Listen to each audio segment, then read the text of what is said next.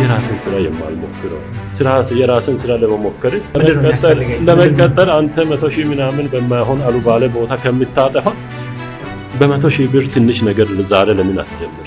ደፍሮ መግባት ይፈልጋል። ከዛ ለመነሳት ቢያንስ ማይንድ ሴታችን ማስተካከል ያስፈልጋል። መስራት ይፈልጋል። ግን የያዘው የፋይናንስ ጉዳይ ነው። ሰርቼ መለወጥ እችላለሁ ማለት ነው። ማመን ያስፈልጋል። ዓለም አንድ አጠፋ እየከሰርክ ነው የምታተርፈው። እሱን በመልኩ መውደቅ እንዳለ ማለፍ እንዳለ ከወደክ ዘላለም በወደክበት አትቀርም። ዓለም ሁለት ገጽታ እንዳላት ወጣቶቻችን መረዳት ያስፈልጋል። ቢቀርበው ማን ነው ቢቀርበው? ቢሆንም መሞከር አለብን። ካልሞከርክ ምንም ስለማታገኝ ደፍሮ ገብቶ ዛሬ ለስንቶቹ የስራ ዕድል የፈጠረ አሁንም ሰው ብር ማዋጣት አይችልም ለሚለው ሰው መነሻ ካፒታል ቢያንስ እስከ 100,000 ብር ሊሆን ይችላል።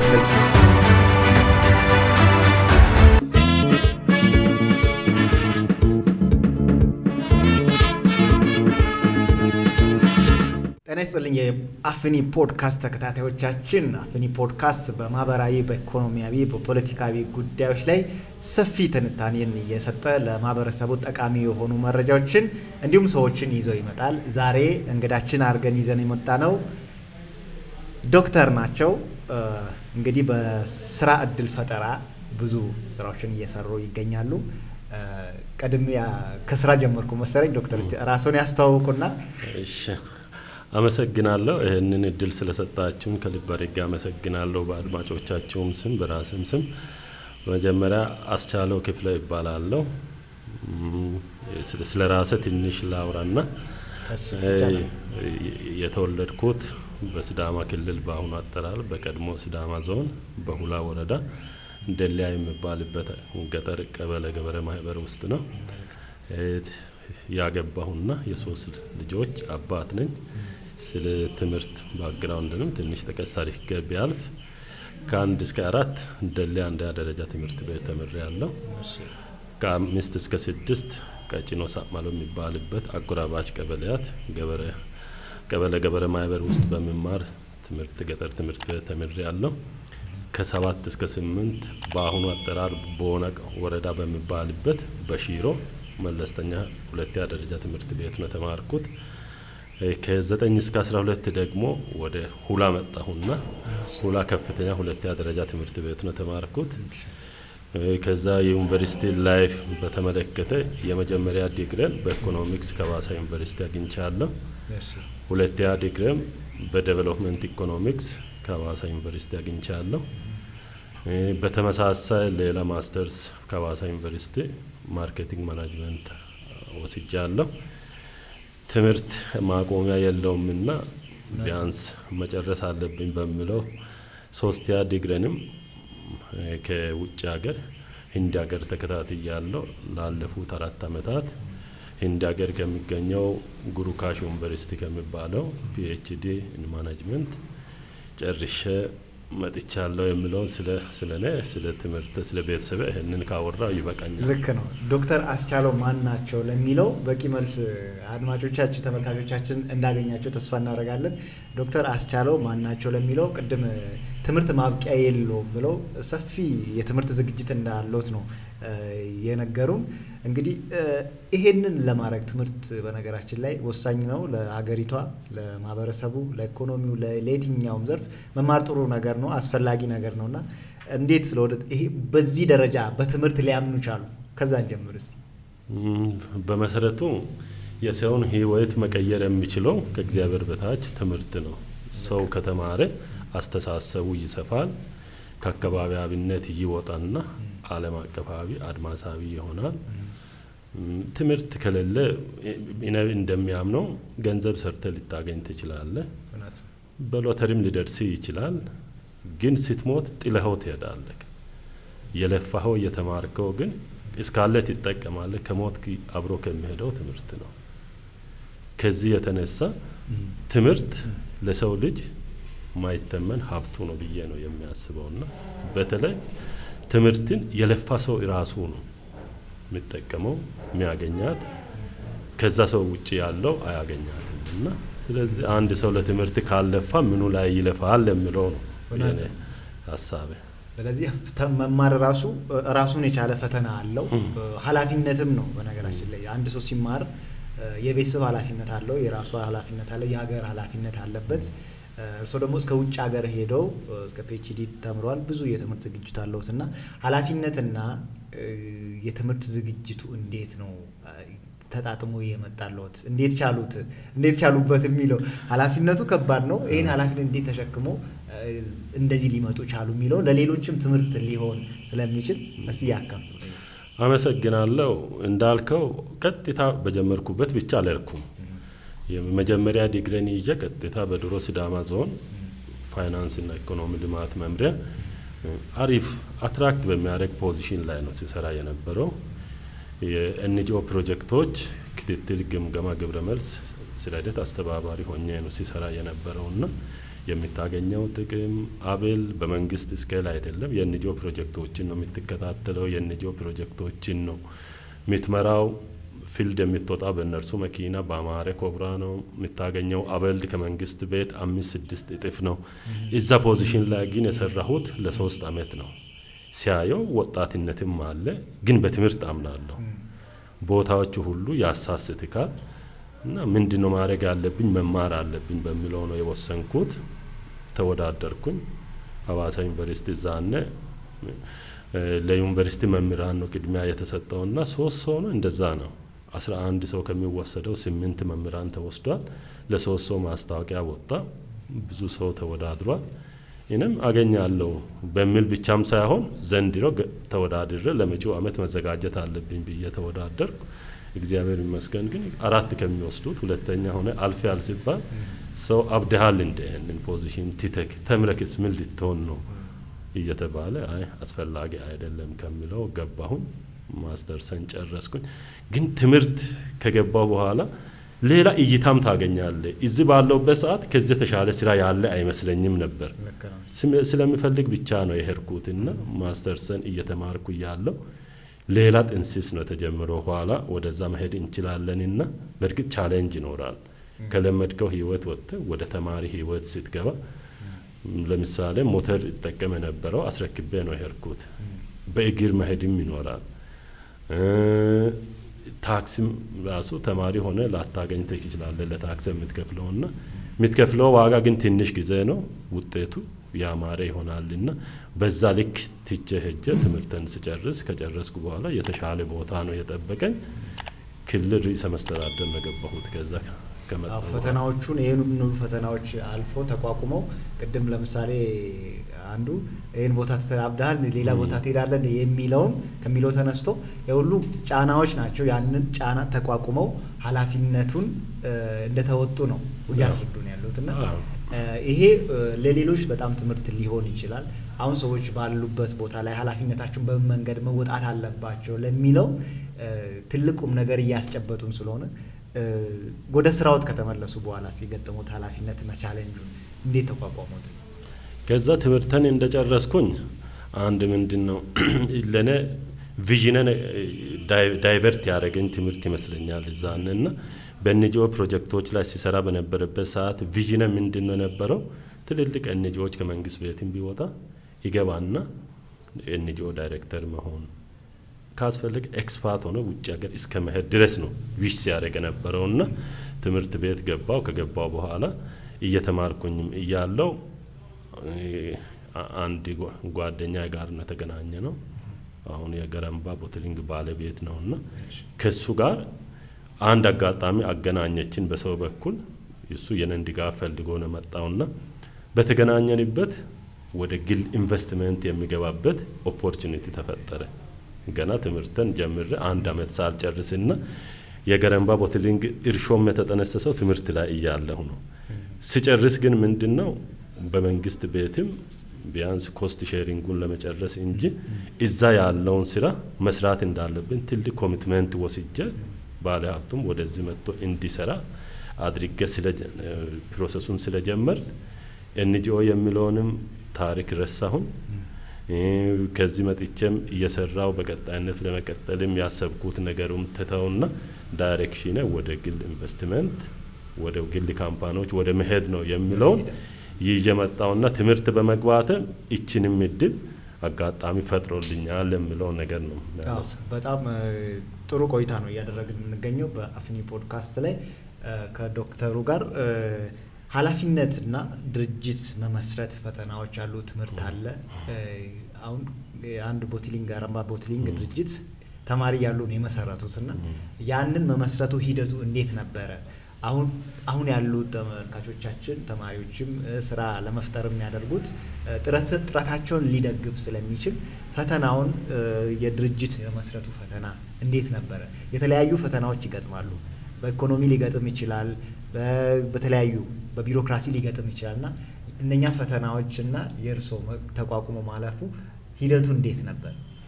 አመሰግናለሁ። ምንድነው የሆነው? መጀመሪያ ትምህርቱን እንደጨረስኩኝ የግድ በመንግስት ነው ተማርኩትና 2 አመት የግድ ማገልገል ነበረብኝ። ለማገልገል ቀጥታ ክልል ርዕሰ መስተዳድር መጀመሪያ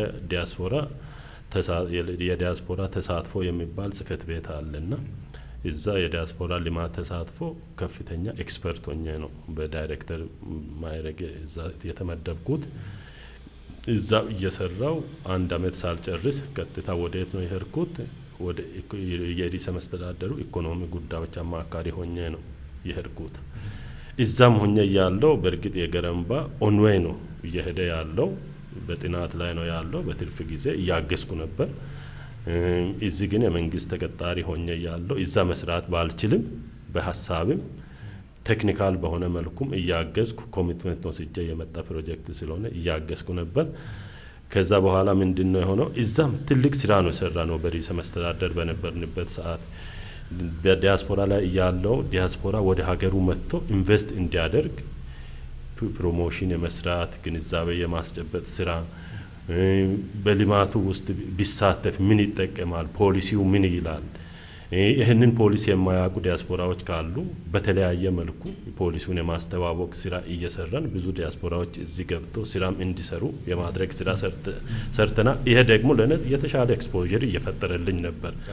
ከዛም ቀጥሎ ወደ ርዕሰ መስተዳድር ኢኮኖሚ ጉዳዮች አማካሪ በሄድኩበት ሰዓትም ክልላዊ ፖሊሲዎችን እንቀርጻለን፣ ስትራቴጂክ እቅዶችን እነድፋለን፣ ስትራቴጂ እቅዶችን እንከታተላለን። ከዛ ድራይ በሆነ አመታዊ እቅድ እናወጣለን። እያንዳንዷን አክሽን ፕላን አዘጋጅተን እንገመግማለን። ሪፖርት ለሚመለከተው አስፈጻሚ አካል እናቀርባለን። በዚህ ልክ ግን እኔ አላወኩም እንጂ ራስን እያዘጋጀልኝ ነበር ሃርድሺፑ ያለው በዚህ በኩልም አለውና ግን 2 አመቷን እንደጨረስኩ ከጓደኛዬ ጋር ተነጋገርንና መጀመሪያም እኔን አምኖ ነው ወደዚህ የመጣው። ማቆም ያለብኝ ጊዜ አሁን ነው። ኦልሬዲ ስራው ባለቤት ማጣት የለበትም። እሱ ውጭ ሀገር ነው የሚኖረው አብዛኛው ጊዜ፣ ከመጣም አዲስ አበባ ነው የሚመጣውና ይሄ ስራ ባለቤት አግኝቶ መቀጠል አለብኝ። ከውጭ ሆነ ማገዝ የትም አደርሰንም፣ ወደ ግንባታ መግባት አለብን ወደሚለው ስምምነት ደረስንና ሪዛይን አደረግኩ እልሃለሁ። ከዛ በኋላ ወደ ገረምባ ገባሁ። የተለያዩ ፈተናዎችን ተቋቁመው ወደ ዋና ወደ ድርጅት ነው የገቡት። በነገራችን ላይ አንድ ድርጅት ሲመሰረት ሌሎች ድርጅቶች ሊኖሩ ይችላሉ። ከዚህ በፊት የተመሰረቱ ድርጅቶች ሊኖሩ ይችላሉ። አዲስ ድርጅት ራሱ ቢሆን ተወዳዳሪ መሆን ያስፈልጋል። በዛ እንትን ውስጥ ገብቶ ድርጅት ውስጥ ገብቶ ወይም ቢዝነስ ዓለም ውስጥ ገብቶ አንድ ሰው ወይም አንድ ተቋም ተወዳዳሪ ካልሆነ ፌል ያደርጋልና እንዴት ነው ተወዳዳሪ የሆኑት? ወይስ እንዴት ነው መሆን የሚቻለው ተወዳዳሪ? አመሰግናለሁ። በጣም የሚገርም ነገር አንድ ነፍሱን ይማረውና ማስተርስ እየተማርን አንድ አስተማሪ ያለኝ ነገር አለ። በጣም ይቀርብልኛል። ጓደኛ ሆነው ነው አስተማሪም ሆኖ እንደ ጓደኛም ነውና አልፎ አልፎ ቅዳሜና እሁድም አርበጉና እሄዳለሁና የሆነ የሚያየው ፕሮጀክት አለ ብዬ ለምንድን ነው የምትመላለሰው ስለኝ ነገርኩት። ሲነግረኝ አንድ ያለኝ ነገር ነው ትዝ የሚለኝና ለአንድ ፕሮጀክት ስራ አስኪያጅ ስትሆን አለኝ ስምህም ቢውልድ የሚሆነው በመጥፎም በጥሩም በዛ ፕሮጀክት ላይ ነው። ያንን ፕሮጀክት ውጤታማ አርገክ ስትራቴጂክ ሆነ ከሰራክ የትም ትፈለጋለህ። ያ ፕሮጀክት በስህተት አንድ ችግር ገጥሞት ፌል ካደረገ ያንን ፕሮጀክት እንደዚህ አርጎ የመጣ ነውና እየተባልክ ስለምትወቀስ ጥንቃቄ አርገ ያለኝ ትዝ ይለኛልና እንዳልከው ገረምባን ምንም ነገር በሌለበት ነው የመሰረትኩት። ጓደኛዬና እኔ መስርተናል። ከጥናት ጀምሮ ቦታ ከመረከብ ጀምሮ ግንባታ ከማስከድ ጀምሮ ከግንባታም ቀጥሎ መጨረሻ ማሽነሪ መጥቶ በጣም ትልቅ ነው። እንደ ውሃ ፕሮጀክት ዝም ብሎ አንድ ሼድ ተደርጎ የተሰራ አይደለም። ወይ በሂደት ልትጎበኙም ትችላላችሁና በጣም ትልቅ ፕሮጀክት ነው። በአሁኑ ሰዓት ከ1 ቢሊዮን በላይ ካፒታል ያለው ነው ፕሮጀክቱና ያንን ፕሮጀክት ወደዛ ሲተድ ራሱ ያስፈራል። ለውጥ ራሱ አንዳንዴ ያስፈራልና ከመንግስት ቤት ሊወጣ ሲል መጨረሻ ሲደርስ በጣም ፈርቻለሁ። አልለመድኩም። መንግስት ቤት ሳትጨነቅ ሳታስብ የመንግስት በጀት ያለበት የመንግስት ተሽከርካሪ ያለበት ወንበሬ ቁጭ ብለህ ሰርተክ ስፔሲፊካሊ መንግስት ቤት ስትሰራ ግለሰብ አይጠየቅም። ፌለሪቲ ቢኖር ራሱ ማለት ነው። አንተ የራስን ጥረት ታደርጋለህ እንጂ የግል ግን እንደዛ አይደለም። የመንግስት ቢሮክራሲውም አለ፣ ህግና ስርዓቱን ጠብቆ መስራትም አለ። ከዛም ባሻገር ፕሮጀክቶቹ ማህበራዊ መሰረት ይዞ እንዲሄድ ነው የሚፈለገው። በግል ላይ ግን ፕሮፊት ኦሪየንትድ ነው። ከዛ ተነሳ ሊወጣ ስል እየተምታታው ነበር። እኔ ራሴ ፍርሃት አለ። እንዴት በየወሩ ደሞዝ ከሚከፈልበት እዛ በህርኩበት ባይሳካልኝስ? ቤተሰብ ይዣለሁ። በእኛ ማህበረሰብ ዘንድ እንደዛ ቆርጦና በቃ ጥሎ የመውጣት እድል ብዙም አይደለምና ቢታገልም ከራሴ ጋር ቢታገልም ቃል ስለሰጠሁት በእኔ ምክንያት ስለተጀመረ ነው የገባሁት። እግዚአብሔር ይመስገን ግን ምንም ያሳፈረኝ ነገር የለም። ቻሌንጅ አለ። ቻሌንጁን አንደ ከገባህ ወደ ኋላ የሚታይ ነገር ከሌለ ትቀጥልበታለህ፣ ትገፋበታለህ እና ግንባታውን ጀመርን። ግንባታውን በስርዓት አለቀ። የመንገድ ችግርም ባለበት ፋብሪካው ወደ ምርት ልንገባ ስንል የማብራት ችግር ነው ያጋጠመንና እንደው ማብራት የለም እዛ አካባቢ ኢንዱስትሪ አይቻልም የሚል ደረጃ ሁሉ በዚህ በዲስትሪክት ደረጃ ሲነገረን እስከ ፌደራል ሄደን ከፌደራል በተለይ ለዛ ፐርፐዝ ጓደኛ ነው ያገዘን በላይ ሰውንም ስለሚያውቅ ከዛ ፑሽ ተደርጎ ማብራቱን ስናገኝ እፎይታ አገኘንና ማሽኑ መጣ። እኔ በህይወቴ የተደሰትኩት ማሽኑ አርበጎና ደርሶ ተከላ ሲጀመር ነው። እንደዛም ሆኖ ብዙም እዚህ ሚዲያ ላይ ማውራት ባልፈልግም ቻሌንጆች አሉ። ሁኔታዎቹ ሁሉ ከቁጥጥር ውጪ ለወጣ የሚቃረብበት ጊዜ ሁሉ አለ። ያንን ግን እግዚአብሔር ሲያሳልፍክ ትልቅ ነገር ነው። እግዚአብሔርን አመሰግናለሁና ከዛ ያንን ቻሌንጅ አልፈን ተጋፍጠን እዛኔ 4-5 ሰው ሆነን ነው ስንጋፈጥ ነበረው። ፋብሪካው ሲመረቅ ከ200 ምናምን ሰው በላይ ቀጥረን የስራ እድል ፈጥረን ያም ቀጥታ ተጠቃሚ መስከረም 2012 ነው ላውንች የተደረገው። 11 ያለፍናቸው ነገሮችን የምናውቀው ሆኖ እዛኔ ሚዲያ ላይ የተፈጠሩ ከስያሜ ጋር የተፈጠረውን የምታስታውሱ ካላችሁ ታስታውሳላችሁና በጣም አስቸጋሪ ወቅት የምንለው በህይወታችን ገረምባ ላይ እሱ ነው። ሆን ተብሎ ድርጅቱን ከመጉዳት አንጻር ወደ ገበያ ከገባ በኋላ ይሄ ድርጅት ሊገፋን ይችላል ከሚል ስጋት አንጻር የተፈጠሩና ፋብሪኬት የተደረጉ ነገሮች ናቸው። ከስያሜ ጋር የተያዘ ብቻ ያችን ዋጋ ከፍለን እግዚአብሔር ስለዳን ሌላ ጋር የተለያየ ችግር ሲፈጠር እዛ አካባቢ ግን መመስገን ያለበት ማህበረሰቡ ነው። ከኛ ብልጠት ከኛ ችሎታ ሆኖ ሳይሆን ማህበረሰቡ የልጆቻችን ነው። ልጆቻችን ሰርተው የሚጠቀሙበት ነው። ማንም አይነካም ብሎ ሁሉም ወጥቶ ሴት ወንዱ ወጥቶ አጥሩን በሙሉ ከቦ ያችን ጊዜያት መጥፎ ጊዜያትን አሳልፏልና እሱን ማስታወስም ማስፈልገንም ግን ተስፋ የሚያስቆርጥ ነገር ሊኖር ይችላል። በማግስቱ ግን አስመረቅን። ካስመረቅ ከስያሜው ጋር ተያይዞ ምናልባት አሁን ለአድማጮቹ እንዳያሻማ ምን ነበር የተፈጠረው? እዛነ ምንድነው የሲዳማ ክልል ጥያቄ በጣም ጫፍ ወጥቶ ነበርና ሳውዝ ስፕሪንግ የሚለው ስያሜ ነው። አሁን ብራንድ ኔሙ ሳውዝ ስፕሪንግ ነው። ካምፓኒ ኔሙ ገረምባ ቦትሊንግ ነው። ያንን አደረግንና የሙከራ ምርት እያመረትን ባለንበት ሰዓት አንዳንድ ሰዎች ደሞዝ እየከፈልከው የራሱ ምርት ሆኖም እያለ አይምሮ ለሌላ ነገር ይጠቀማልና ፎቶ አንስተው ደደን ነው ይሄ የደደን ምርት ነው ብሎ ፖስተ። ከዛ በኋላ የፋብሪካ መቃጠል አለበት አለና ማንም ለምን የሚልም አልተገኘም። ፌስቡኩን አጥለቀለቀ። የምናደርገው ነገር ግራ ገባን። ነፍሱን ይማረውና በትልቅ ባለውለታችን ነው። ደቡብ አፍሪካ የነበረው የሞተ ልጅ የለም ይሄ ኤስኤምኤንን የመሰረተው ማታ ደወለልኝ። ምንድን ከአርጋው አየለ ጋር ሆኖ ምንድን ነው ተፈጠረው አለ። ነገር ነው ሳውዝ ስፕሪንግ ማለት ስያሜው ራሱ የመጣው ይሄ ምርት ከደቡብ አካባቢ የተገኘ ነው። አብዛኛው በዓለም ላይም አሁን በጣም ሪሶርስ ፉል የሆነ ከሳውዘርን ፓርት ነው የምታገኘው እና ይሄም ከኛ ፓርት የወጣ ምንጭ ነው። ከገረምባ ተራራ እየፈለቀ ነው። ከ2980 ሜትር ከፍታ ላይ ያለ ነው።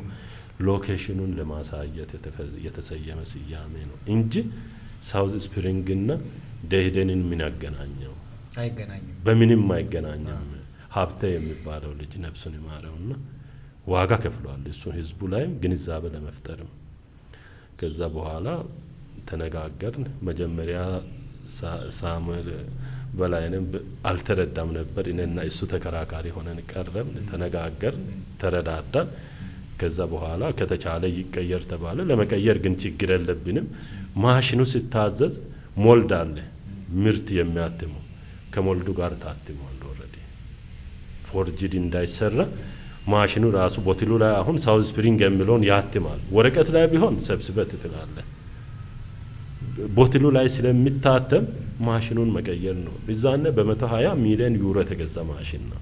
በጣም ከፍተኛ ብር ነው። ይሄ ከሚሆን ሁሉ ኃላፊነት እንትን በዝሉ ውጥረት እንቅልፍ አተን ያንን ሁሉ አተን ደስ የሚለው ደግሞ ብዙ ሰው ስለተረዳን ብዙ ሰው ተረባርቧል። ከፌደራል መንግስት ባለስልጣን ሲዳማን ወክሎ ያሉት ሁሉ እንቅልፍ ሁሉ አጥቶ እዚህ ያለው ሌላ ቡድን ሂድና አቃጥል ይላል፣ እሳት ለኩስ ይላል።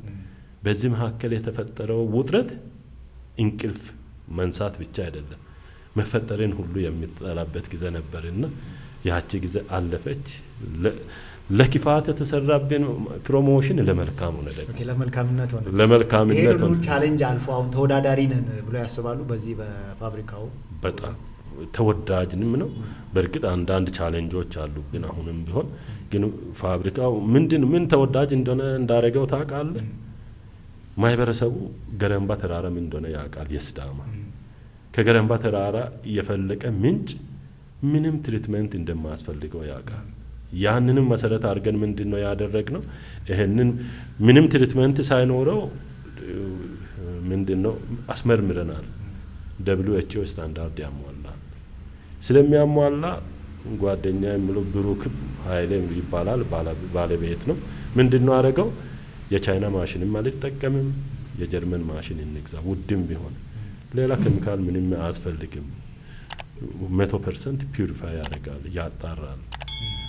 ይሄንን አለ።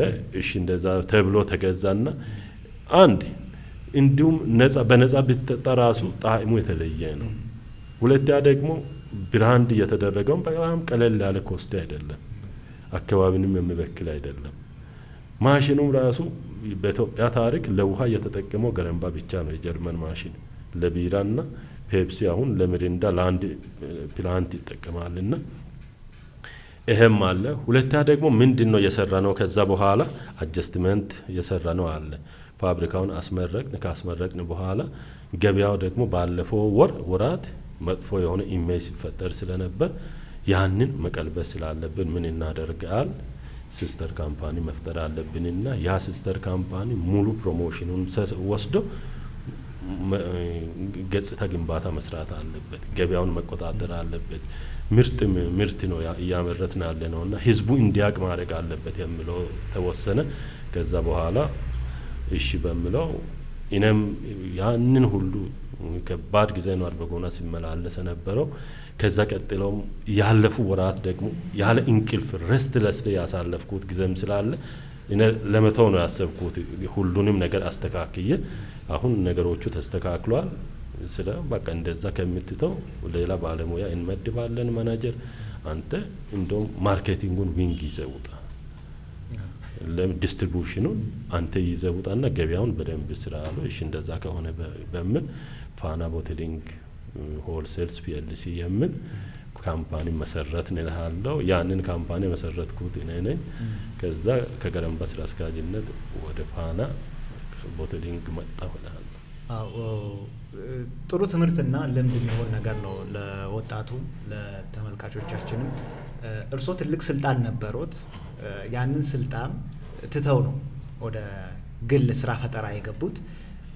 ወጣቶች ለምሳሌ አሁን ሰዓት ላይ ስራ ላይ ያሉትም ቢሆኑ ስራ እየፈለጉ ያሉ ሰዎችም ቢሆኑ እንዴት ነው ደፍሮ መግባት ያለባቸው?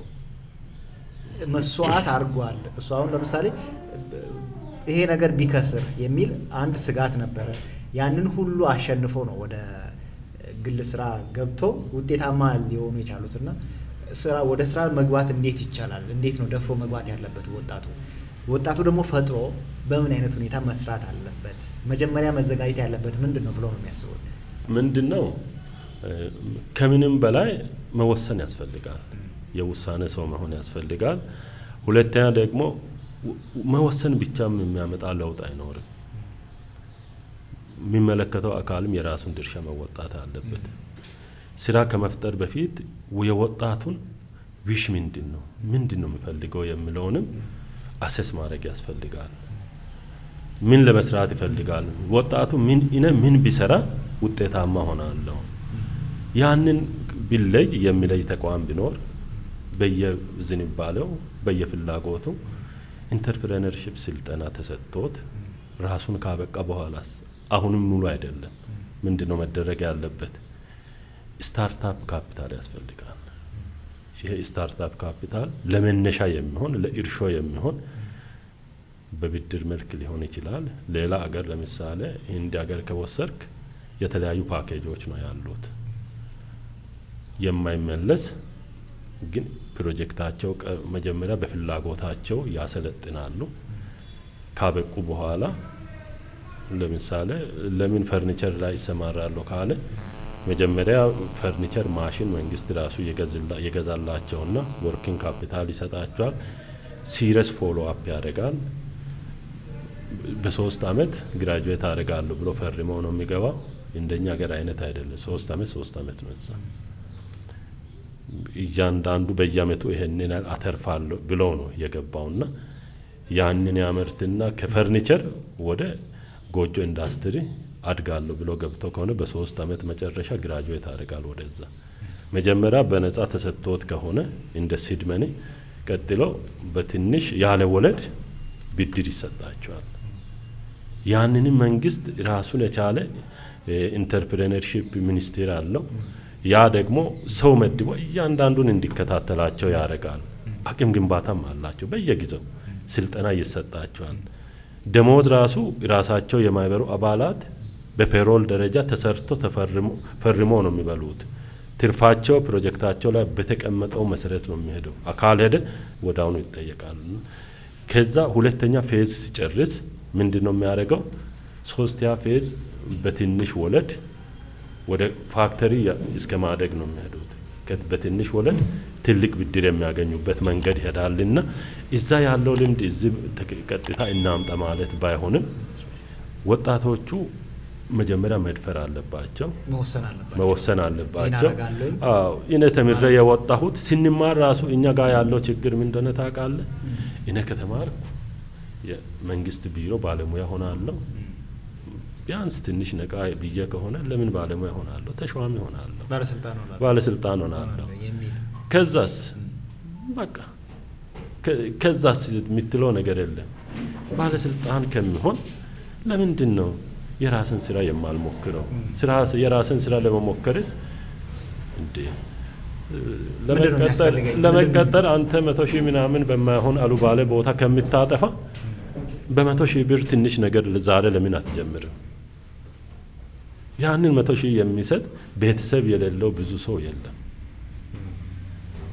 ከዛ ለመነሳት ቢያንስ ማይንድ ሴታችን ማስተካከል ያስፈልጋል። ሰርቼ መለወጥ እችላለሁ ማለትን ማመን ያስፈልጋል። ቢከስርስ እንዴ ዓለም አንድ አጠፋም። እየከሰርክ ነው የምታተርፈው፣ እየወደክ ነው የምታልፈው። መውደቅ እንዳለ ማለፍ እንዳለ ከወደክ ዘላለም በወደክበት አትቀርም፣ ትነሳለህ። ዘላለም ስኬታማ ሆነ አትቀጥልም። መውደቅም አለ። ዓለም ሁለት ገጽታ እንዳላት ወጣቶቻችን መረዳት ያስፈልጋል። ቢሆንም መሞከር አለብኝ፣ ካልሞከርክ ምንም ስለማታገኝ መሞከር አለብኝ ብሎ ደፍሮ መግባት ያስፈልጋል። ሞዴል የሚሆኑ ወጣቶች አሉን። አሁን ሞክረው ደፍሮ ገብቶ ዛሬ ለስንቶቹ የስራ እድል የፈጠሩ። አይ ፈርቶ ቅድም ይነፈራው እንደሚል ፈርቶ ወደ ቤታቸው ተመልሶ ቁጭ ያሉት አሁንም ባሉበት የሚኖሩ አሉ። አው ቅድም በንግግሮች ላይ መነሻ ካፒታል ቢያንስ እስከ 100,000 ብር ሊሆን ይችላል፣ ከዛም በታች ከዛም በላይ ሊሆን ይችላልና አሁን ምንም አይነት ብር የለኝም ቤተሰቤን ብር ማዋጣት አይችልም ለሚለው ሰው ደፍሮ መግባት ይፈልጋል፣ መስራት ይፈልጋል። የፈጠረው ነገር አለው ግን የያዘው የፋይናንስ ጉዳይ ነውና እሱን በምን መልኩ ነው የሚቀረፈው? ማን ነው የሚቀርፈው? ወደዛ ከመሄዳችን በፊት እርስዎ ለምን ያክል ወጣቶች ለምን ያክል ሰው የስራ እድል ፈጥረዋል?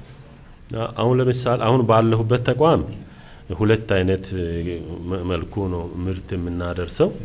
ሐዋሳ ከሞሮቾ ወዲህ ያለው በራሳችን ሴልስማኖች ዳይሬክት ሴልስ እንሸጣለን። መኪኖች አሉን፣ የራሳችንም የኪራይ መኪኖችም አሉን። እዚህ መጋዘን ሰራተኞች አሉን፣ የራሳችን የተደራጀ ፋይናንስ አለን፣ የፋይናንስ ሰራተኞች አሉን። እነኛን ከቆጠርክ እስከ 25 ሰራተኛ በቋሚነት የሚሰራ አለ። ጫኝ አውራጅ አለ፣ እነርሱ ኮንትራት ሰራተኞች ናቸው። እስከ 20 የሚደርሱ አሉን። ግን ከኛ ወደ በንሳ ሄዶ ሳበጀንት አድርገን ውክልና ሰተን የሚሰሩ አሉ።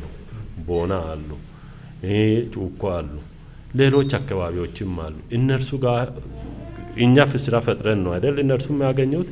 እዛ ጋር ያሉት በቋሚነት የሚሰሩና በመጫን በማውረድ የሚሰሩትን ብንደምር አጠቃላይ ወደ 100 በቋሚነት በፋና ምክንያት ተጠቃሚ የሆኑ ሰራተኞች አሉ። ተቋሚ ሰራተኛ ከ200 በላይ ጊዜያዊ ሰራተኞች አሉ። እና በዚህ ያህል ነው የስራ እድል የፈጠር ነውና አሁንም እቅዳችን ከዚህ የተሻለ ከዚህ በላይ የሆነ ሰራተኞች ፈጥረን ይቀጥላል። ትናንትና ተቀጣሪ የሆነ ሰው ስር ይሄ ያህል ሰራተኛ ተቀጥሮ ትናንት ስለኔ ደሞዝ እያሰብኩ መቼ ይወጣል ደሞዝ እያልኩ ነበርኩት። ዛሬ ደግሞ ለሰራተኞች ደሞዝ አሁን ለምሳሌ ዛሬ በዓል ነው፣ ደሞዝ ከፍዬ ነው ተሯሩጬ እንደምንም ብዬ ተበድረም ከፍላለሁ። ለራሴ ከሚያስብበት ወጥቼ ለሌላ ሰው አስቤ እነርሱ ደግሞ ዛሬ አስቻለው ደሞዝ አላስገባም እንደ ፋና ዛሬ ደሞዝ ይከፍልልናል ብሎ ድርጅታችን ነው ብሎ ደስ ብሏቸው መጥቶ ሲሰሩ እንደማየት የሚያረካ ነገር የለምና ይቀጥላል። ይሄን ሁሉ ሲያደርጉ በነገራችን ላይ የትምህርት ዝግጅቶ የረዳውት ነገር አለ ብዬ አስባለሁና እንደዚህ ደፍሮ እንዲገቡ ነገሮችን እንዲሞክሩ የትምህርት ዝግጅቶ ተጽዕኖ አድርጎቦታል?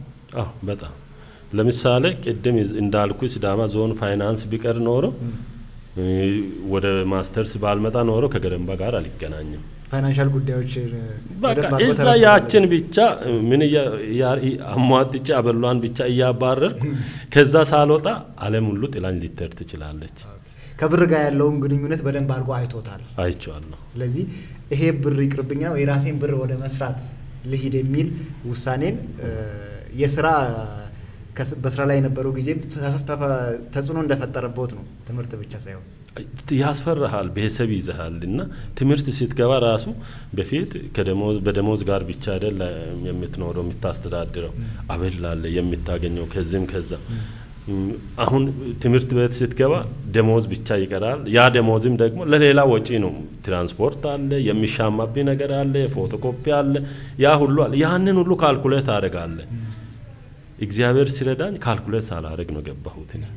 ያንን ካልኩሌት ቢያደርግ ኖሮ ላልገባ ይችል ነበር። ከገባው በኋላ 2-3 ወር ተቸግሬያለሁ። ግን እግዚአብሔር መንገድ አለው ራሱ በራሱ መንገድ አስረክቤ የወጣሁትንም ሞተር ገዛው። ያ ጓደኛዬ ነው። ከሱ ጋር ተገናኘን፣ አወራን። ደምን ማለት ነው አንተ ነን ብቻ አግዘኝ ብሎ በመጣበት ነው ሞተር ገዝቶልኝ ሄደው። ያንን ልጅ አላገኝም። እዛ ትምህርት ቤት ሆኜ ፍሪ ባሎን ኖሮ አላገኘውማ። ላፕቶፕ ሁሉ አስረክብ ተብዬ ነው የወጣሁት። ከአሜሪካ እየመጣ ነው ላፕቶፕ ይዞልኝ የመጣ። ትንሽ አበል አጣለሁ ብዬ ያችን ወንበርን ለማስጠበቅ እዛ ሙጭጭ ብል ኖሮ የተሻለ ነገርም አላገኝ። በዛሬው ስኬት አይደርሱም። አልበቃም። ከዲያስፖራዎች ጋር ግንኙነት እንዳለዎት ነው እና ምን አይነት ግንኙነት ነው ያለው ከዲያስፖራዎች ጋር? ከዛስ ዲያስፖራዎችስ አሁን በስራ እድል ፈጠራ ላይ በተለይ በእኛ ኢትዮጵያ ውስጥ ሲዳማ አካባቢ፣ ሀዋሳ አካባቢ በስራ እድል ፈጠራ ላይ እንዴት ቢሳተፉ ሞር እንደ እርስዎ ተጽዕኖ ፈጣሪ ሊሆኑ ይችላሉ? ተጽዕኖ የሚፈጥሩ አሉ፣ የተለያዩ የስራ እድሎችን የፈጠሩ አሉና መጀመሪያ እስቲ ከዲያስፖራ ጋር ያለውትን ግንኙነት ይንገሩ። አይ ከዲያስፖራ ጋር የነበረው ግንኙነቱ የጀመረው እዛ በቢሮ መጀመሪያ እንደገባው እዛ ነው ዲያስፖራ ጽሕፈት ቤት ነው ተመደብኩት እና ቀጥታ ዲያስፖራዎች ሲመጡ በእኛ በኩል ነው የሚያልፉት። ምንድን ነው ያለው እድል ብንመጣ በምን ላይ ብንሳተፍ ይሻላል በሚለው ይመጣሉ። በብዙ ኢንቨስትመንት ላይ እንዲሳተፉ ያደረግናቸው አሉ። አሁን በእርግጥ ስለወጣው ምን ያህል ውጤታማ ሆኑ አልሆኑም የሚለው አላቅም። በሆቴልና ቱሪዝም ሀዋሳ መሬት እንዲወስዱ ያደረግናቸው አሉ። ለሌላው በጨረታ በምን እየተሰጠ ለእነርሱ በሚደባ እንዲሰጥ ያደረግንበት አለ። በሊዙ በጣም ኢሚንት በሆነ ሊዝ እርሻ ላይ የተሳተፉ አሉ። በእርሻ ላይ ኢንቨስት እናደርጋለን ብሎ የመጡ አሉ። በእነሱ ላይ ያደላበት ምክንያት ምንድነው? ለምሳሌ ከሌሎች አንጻር ለምን አደላ? እነሱ ላይ ነገሮችን አድሎ መስጠቱ ለምን አስፈለገ? መንግስት ራሱ ፖሊሲው ነው። ምንድነው ያደረገው? መንግስት ከዲያስፖራ 3 ነገር ነው የሚፈለገው። ሬሚታንስ በህጋዊ መንገድ እንዲመጣ ይፈልጋል። ለቤተሰብ ለኢንቨስትመንት የሚልኩት በተቀናጀ መልኩ ወደ ሀገር ቢመጣ ሀገሪቷ ከነርሱ ፎሬን ከረንሲ ታገኛለች። ሁለተኛ ደግሞ ዲያስፖራዎች አብዛኛው በሰለጠኑና ባደጉ ሀገራት ዩኒቨርሲቲ ውስጥ አስተማሪዎች አሉ። ቴክኖሎጂ ውስጥ ትልልቅ ካምፓኒዎች ውስጥ ይሰራሉ። የቴክኖሎጂ ትራንስፈር ለማድረግ እውቀት ለመገብጀት ለምሳሌ እዛ የሚያስተምር አንድ አስተማሪ ሀዋሳ ዩኒቨርሲቲ አቀናጅተን መጥተው በ1-2 ሳምንት ውስጥ የግማሽ ሴሚስተር ኮርስ ሰጥቶ ይሄዳል። እዛ ያገኘው እውቀትና እዚህ ሆኖ የሚያስተምረው አስተማሪ እውቀት ፕራክቲሱ እኩል አይደለም። ከህይወት ልምዱ ያስተምራል። እዚህ ያለው ምንም ኤክስፖዠር የሌለው መጽሐፉን ወይም ኮርሱን ሸምድዶ ከሚያስተምርክ ቀለል ባለ መልኩ በቴክኖሎጂ በምን አልፎ ስለመጡ ያስተምሩኳል። እነኛ ሲያስተምሩክ በቀላሉ ቴክኖሎጂ ትራንስፈር ታገኛለ። ሌላ ዜጋ ብታመጣ ቀላል ብር አይደለም የምትከፍለው። እነርሱ ግን ቮለንተር ሆኖ ነው መጥተው የሚያስተምሩክ። በሶስተኛ ደግሞ ምንድነው ኢንቨስትመንት ላይ ሲሳተፉ ፎሬን ዳይሬክት ኢንቨስትመንት የሚመጣው በትልቁ ዶላር ተፈልጎ ነው ይሄ ሁሉ እየተደረገ ያለውና የውጭ ዜጋ መጥተው ኢንቨስት ቢያደርግና ዲያስፖራው መጥቶ እዚህ ኢንቨስት ቢያደርግ ኢምፓክቱ እኩል አይደለም። የውጭ ዜጋ ለምሳሌ አንድ ምሳሌ መውሰድ ይቻላል። አሁን ይሄ ኢንዱስትሪ ፓርክ ላይ አሜሪካ ኢትዮጵያን ከአግባ ሲታግድ የአሜሪካ ካምፓኒዎች አብዛኛዎቹ ጥሎ ነው የወጡት። ዲያስፖራዎች በሆኑ ኖሮ አይሄድም። ለምን? ሀገራቸው ነው። የት ብሎ ነው የሚሄዱት? የስራ እድል ይፈጥራሉ። ኤክስፖርት በማድረግ የተሻለ ምርት ካመረቱ ለሀገሪቷ ፎሬን ከረንሲ ያስገባሉ።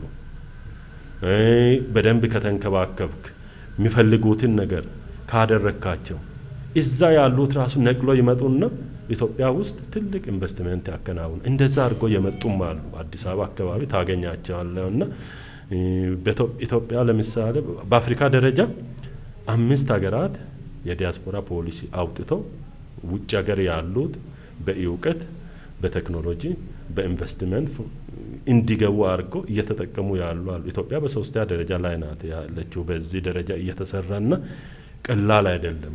በሌላ መልኩ ደግሞ ዲያስፖራዎችን መጥተው ኢንቨስት ቢያደርጉ ቀላል ጥቅም አይደለም የሚያገኙት። በሀገራቸው ነው ኢንቨስት የሚያደርጉት። እሱ ራሱ ቀላል ሳቲስፋክሽን አይደለም የሚሰጠው።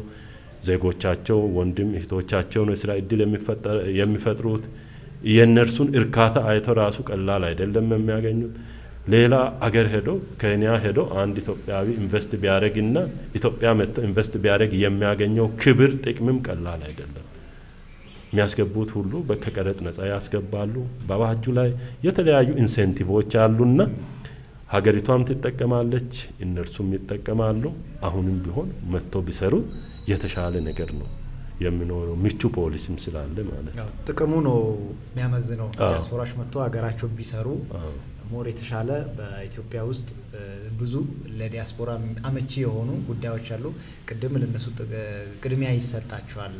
ቅድሚያ የሚሰጣቸው በተለያዩ ጉዳዮች ነው ብሎ ዶክተር አንስተዋል። ከዲያስፖራ ጋር የነበሩት ግንኙነት ከቢሮ ጀምሮ እንደሆነ ነው። በቢሮ ደረጃ ነው። ደግሞ ቢሮውን ስትለቅ ሌላ ሰው ስለሚተካ ወደ ሌላ ነው ሽፍት የሚታደርገው። ግን ጥሩ ኮሚኒኬሽን እንዲኖረኝ አድርጎኛል። አሁንም የምንገናኛቸው አሉ እና እነርሱን አሁንም ባገኘሁበት ያለውን ነገር ለሀገሪቷም የሚሰጡት ጥቅም ስለሚያውቅ እነርሱም የሚጠቀሙትንም ስለሚያውቅ አብዛኛ የኢንፎርሜሽን ጋፕ ይኖራል። ሁለተኛ ደግሞ ከፖለቲካ ጋር የመገናኘትም ይኖራል። ያለውን ሁኔታ ከውጭ ሸሽቶና ፈርቶ የመኖር ነገሮች አሉና እነኛ እንዳይኖሩ ኮሚኒኬት አደርጋለሁ እና አሁንም ቢሆን ሀገር ናትና እና ግዛት ነው። ልክ ነው። በስራ እድል ፈጠራ ላይ በነገራችን ላይ በኢትዮጵያ ደረጃ ምን ቢደረግ የተሻለ ቢሆን ብሎ እርስዎ የሚያስቡት ከዲያስፖራ አንጻር ከግለሰብ አንጻር? ከአንድ ሰው ደፍሮ መግባት ነው መጀመሪያ ላይ ማይንድ ሴቱን ማስተካከል ነው ብለዋል። ከዛ አንጻር እስከ ትምህርት ዝግጅት፣ ሳይኮሎጂካሊ ዝግጅት ያስፈልጋል፣ ፋይናንሻል ዝግጅት ያስፈልጋል። የሚመለከታቸው አካላቶች አሉ፣ ከግለሰብ ከተቋም ከመንግስት የተለያዩ አካላቶች አሉ ዲያስፖራውን ጨምሮና እርስዎ ጠቅለል አድርገው እስቲ ለስራ እድል ለሚመኙ ወይም ለሚፈልጉ ለመፍጠር ደግሞ ለሚውተረተሩ ወጣቶች እና ሌሎች ለማህበረሰቡ አካላት ማስተላለፍ የሚፈልጉት ካሎት ልምድ ተነስተው? አሁን ምንድን ነው እኔ ሌላ የሚፈልገው ትምህርት ካልኩለማችንም ሪቫይዝ ማድረግ ያለብን ይመስለኛል። ከጅምሩ ጀምሮ ቮኬሽናል ኤዱኬሽን መጨመር ያለብን ይመስለኛል። አብዛኛው የትምህርት ስርዓታችን ቀለምን መሰረት ያደረገ ነው፣ ተግባር ላይም የተመሰረተ አይደለምና ከልጅ አይደለ ኢንቨስትመንት ማድረግም የምትጀምረው ከዛ ትምህርት ፖሊሲዎቻችንም እየተፈተሸም ያለ ይመስለኛል፣ መፈተሽም አለበት ብዬ አስባለሁ። ሁለተኛ ደግሞ በህብረተሰቡ ዘንድም ሰው ከተማረ የመንግስት ደሞዝ ለማግኘት የመንግስት ስራ ለመቀጠር ነው የሚለው አባባል መቅረት ያለበት ይመስለኛል። ሰው የሚማረው ለምንድን ነው? ከመሀይምነት ለመውጣት። ሰው የሚማረው ለምንድን ነው? ተምሮ የተሻለ ሰው ለመሆን። ሰው የሚማረው ለምንድን ነው? የተሻለ ስራ እድል ፈጥሮ ራሱንም ጠቅሞ ሀገሪቱን መጥቀም፣ ለዜጎች ስራ እድል መፍጠር ነው የሚለውን አመለካከት ማስረጽ መቻል ያስፈልጋል። ያንን ማስረጽ ብቻ በቂ አይደለም ነው። ያንን ለማድረግ ምንድን ነው ሌላ የሚያስፈልገው? ያንን ሂደት ተከትሎ ዩኒቨርሲቲም ገብቶ ሰልጥኖ ጨርሶ የሚመጣ ከሆነ የኢንተርፕሬነርሺፕ ስልጠና አትሊስት 1 ወር የ2 ወር የውጭ ሀገር ልምዶችንም በመቀመር መስጠት፣ በተግባር ላይ መስጠት ያስፈልጋል። ያም በጅምላ ሳይሆን አንተ ለምሳሌ በውድ ወርክ ሆቢ ሊኖር ይችላል። አንዱ ደግሞ በውድ ወርክ፣ በሜታል ወርክ፣ አንዳንዶቹ ደግሞ ሌላ ዘርፎችም መስራት የሚፈልግ በእርሻም ሊሆን ይችላል። ፍላጎታቸውን መለየት የሚችል ተቋም አሁን አለ፣ የስራና ክህሎት መስሪያ ቤት አለ። በዚህ ዙሪያ መስራት ያስፈልጋል። ያንን መሰረት አድርጎስ ማሰልጠን ያስፈልጋል። ቢያንስ 1000 ካሰለጠንክ ከ1000 ውስጥ 25%ቱን ሚሳካልህን ወጣት ልታገኝ ትችላለህ። ሁሉም ያሰለጠንከው ወደ አልክበት ሊሄድ ይችላል ማለት ግን አይደለም እና ካደረክ በኋላ ምን ያስፈልጋል? ካፒታል ያስፈልጋል።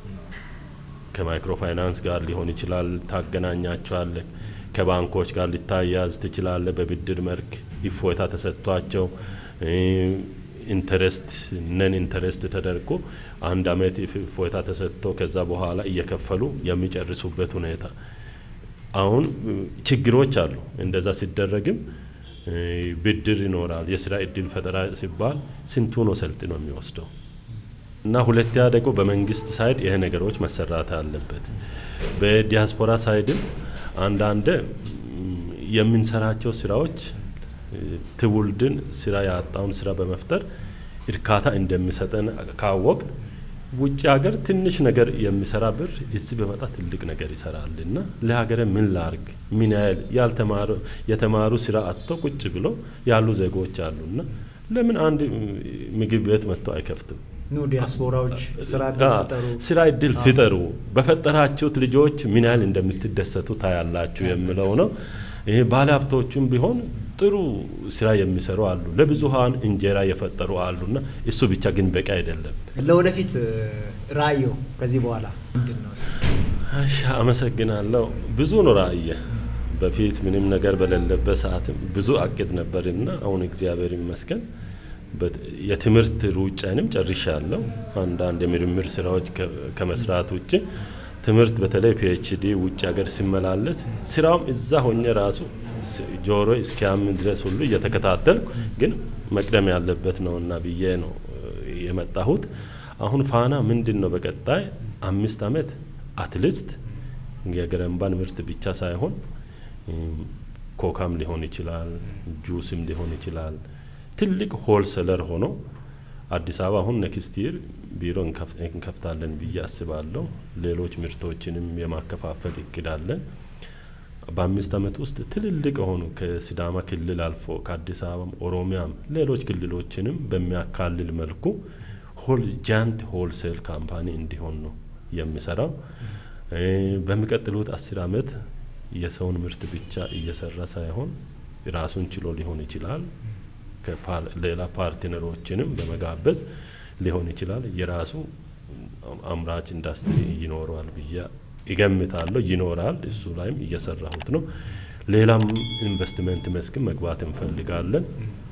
በጥናት ላይ ነው ያለነው። በእርሻ ላይም ብዙ ሆቢ አለኝ። እርሻ ላይ መሳተፍ ፈልጋለሁ። እሱ በ1-2 ዓመት ውስጥ ሊሆን የሚችለው ራዕይ ነው ብዬ አስባለሁ። አንዳንዶቹ መንገድ ላይ ያሉ ስለሆነ በቡና ላይም በተለይ ኦርጋኒክ የሆነ ቡና ወደ ውጭ ሀገር መላክ ቫልዩ አዳርጎ ለሀገሪቷም የተሻለ ገቢ እንድታገኝ የማድረግ እቅድም አለን። ኦልሬዲ ላይሰንሱ ወደ ማለቅ ሄዷል። እሱም አንዱ ታርጌታችን ነው። በቀጣይነት በዚህ 5 ዓመት ምርጥ የሆነ ኢንዱስትሪ ቡና ኢንዱስትሪ እንፈጥራለን ብዬ አስባለሁ። ከዛም ባሻገር ምንድነው በማማከርና በጥናት ላይ ብዙ ጊዜን ሌሎቹን መስመር እያስያዝኩ አሁን ወደ ሪታይርመንት እሄዳለሁ ብዬ አስባለሁ። ፋና አካባቢ ግን በጥናትና በምርምር ላይ ስራ እድልም ፈጠራም ጋር ተያይዞ ሊሆን ይችላል። በክልላዊም አገራዊም የሆኑ ጥናትና ምርምር በማድረግ በዓለም አቀፍ ጆርናል ላይ በማውጣት ኢትዮጵያንም በአንድ በኩል ፕሮሞት የማድረግ ሁለተኛ ደግሞ ችግር ፈቺ ጥናትም መስራት ስለሚፈልግ በእነኚህ ዙሪያ ላይ ራስን ቢዚ የሚያደርግ ይመስለኛል በሚቀጥሉት 5 እና 10 ዓመታት። ከልብ አድርገን እናመሰግናለን። አፍኒ ፖድካስት አፍኒ ሚዲያና ኮሚኒኬሽንን ያውቁታል። ከአፍኒ ፖድካስት ደግሞ ዘመኑን በዋጀ መልኩ ጀምሯልና ሚዲያውን እንዴት አዩት? ከሚዲያው ጋር ፓርትነር ሆኖ ለመስራት ያስባሉ? አመሰግናለሁ። አፍኒ ሚዲያ የዛሬ 5-6 ዓመት አውቀዋለሁ። እዛ ያሉ ልጆች መስራቾቹ ጓደኞቼ ናቸው። የመጀመሪያው ሁለተኛ ኢንተርቪው ሰጥቻለሁ መሰለኝ አንድ መጽሔት ላይ። ከዛ በኋላ ግን እኔም በተለያየ ምክንያት ጠፍቻለሁ ከሚዲያ። ውጭ ሀገር እያለን ነው ከወንድማችን አትክልት ጋር እያወራን ነበር። በዚህ አጋጣሚ ሊያመሰግነው ፈልጋለሁ። ህንድ ባለሁበት ሰዓት ከፍተኛ ዋጋ ከፍሏል። ከፍተኛ ድጋፍ አድርገውልኛል። እንደውም ተምሬ ጨርሼ መጣሁት እኔ ያለው እሱ በሚመስል መልኩ አውተንቲኬሽንን በሙሉ ህንድ ውጭ ጉዳይ ሚኒስቴር ኤምባሲ ያለው ኤምባሲ ቤቴ ነው ብዬ አስባለሁና ብዙ ቴክ ኦቨር አድርገውልኛልና ምስጋና በዚህ ይድረሰው ብዬ አስባለሁ። ውድ ወንድሜ ነው አትክልት እዛ ነግሮኛል። ወደ ፖድካስት እያሳደግን ነው። አረ ችግር የለም አብረን እናሳድጋለን እያልኩ እየሳኩ ነበርና እንኳን ደህና መጣችሁ ልል ፈልጋለሁ። አብረን እንሰራለን፣ እንተጋገዛለን የሚለው በዚህ ቃል ሊገባ ይፈልጋል። መልካም ክቡራን ተመልካቾቻችን ከዶክተር አስቻለው ጋር የነበረን ቆይታ ይህን ይመስል ነበር። አፍኒ ፖድካስት የተለያዩ ማህበራዊ ጉዳዮች ላይ፣ ፖለቲካዊ፣ ኢኮኖሚያዊ ጉዳዮች ላይ ወደ እናንተ ጠቃሚ መረጃዎችን ያደርሳል፣ ይቀጥላል። ዶክተሩም አብሮ ለመስራት ቃል ስለገቡ ከልብ እናመሰግናለን። የዛሬው ፕሮግራማችን ይህንን ይመስላል።